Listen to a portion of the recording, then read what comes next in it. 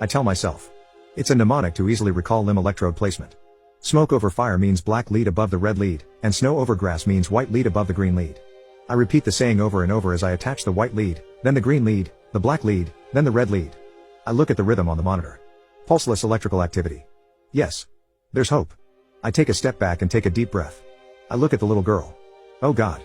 Please no. Her right frontal and temporal portion of her skull is completely smashed in. Her brain is very visible. Her right orbit is smashed in, and her right eye has been pushed up and back toward her ear. It's rotated outward, looking at me, with no signs of life to be found inside that pupil. She's bleeding very badly from the head. Her right shoulder is obviously dislocated anteriorly. We extricate her from the Jetta and get her spine on the backboard. We secure her and carefully carry the board up the muddy, slippery ditch onto the stretcher.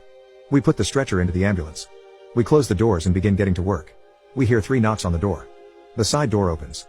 The first of 3 extra ambulances dispatched has arrived on scene, and the paramedic from that ambulance is asking us if we need help. Yes, we do, I responded, trying not to panic.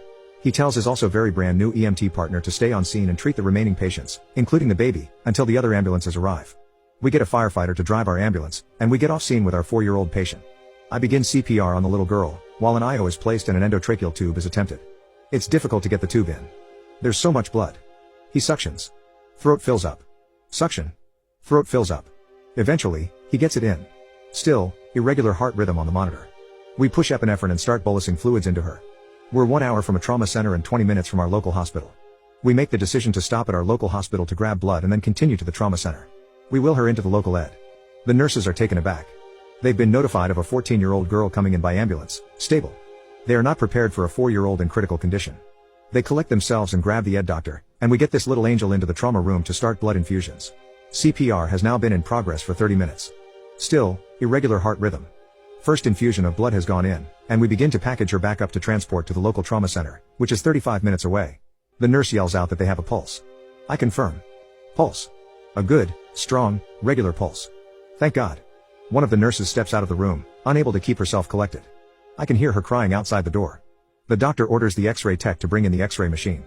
We all step out of the room. At this point, I realize just what has been happening.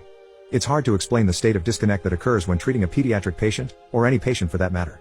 It wasn't until I stepped out of the room that I realized I had been working and sweating for 45 minutes straight to save a 4-year-old girl. I'm relieved to see the doctor come out of the room, holding an X-ray print of the girl's cervical spine. He puts it up to the light. C2, smashed. C3, mush. C4, mush. C5, shattered. The doctor makes the call to disconnect everything. There is nothing that can be done for this poor girl. At this point, the other ambulances have arrived and have wheeled both parents into the ER on stretchers. The doctor has us bring both parents into the trauma room to say goodbye to their little angel. The father is holding her left hand, alert and crying, "I love you. I love you so much." The mother is holding her right hand, confused and disoriented still. Why is my little girl so cold? Her hands are so cold. Please. Someone get my little girl a blanket. She's going to get sick. Then the doctor gathers everyone together, all 7 nurses, 4 ambulance crews, and our supervisor.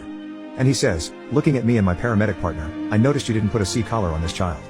How are we all to know you didn't kill this girl for not putting a collar on her?" I stood there petrified. I was too sick to look the mother in the eyes.